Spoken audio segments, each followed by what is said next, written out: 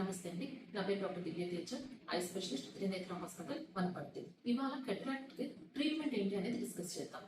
First early stages లో వచ్చారు అంటే పేషెంట్ కి క్లియర్ గా కనిపించేటట్టు గ్లాసెస్ అడ్వైస్ చేస్తాం అనమాట.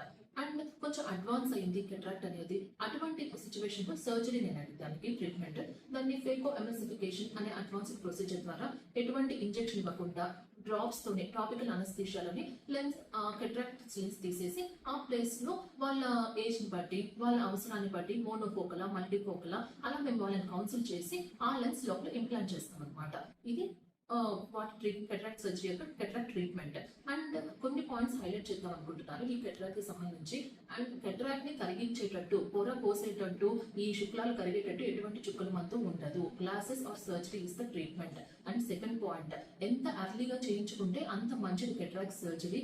పూర్తిగా నిండుకున్న తర్వాత, పూర్తిగా విజన్ బ్లర్ అయిన తర్వాత కొన్ని కాంప్లికేషన్స్ వస్తాయన్నమాట. అండ్ థర్డ్ పాయింట్, ఒక కన్ను ఆపరేషన్ చేసిన తర్వాత అవసరాన్ని బట్టి కెటరాక్ట్ ఉంటే ఇంకో కన్ను కూడా ఆపరేషన్ చేయాలి. ఆ కన్ను వదిలేయడానికి వీల్లేదు, 2 కళ్ళు ఆపరేషన్ చేయాలి. అండ్ ఫోర్త్ పాయింట్, ఈ కెటరాక్ట్ సర్జరీ జరిగిన తర్వాత కూడా 6 months to 1 year doctor suggestion మీద బేస్ చేసుకుని రెగ్యులర్ గా ఫాలో అప్ ఉంటూ ఉండాలి. అండ్ అవసరమైన వాళ్ళు గ్లాసెస్ వాడుతూ ఉండాలి. Thank you.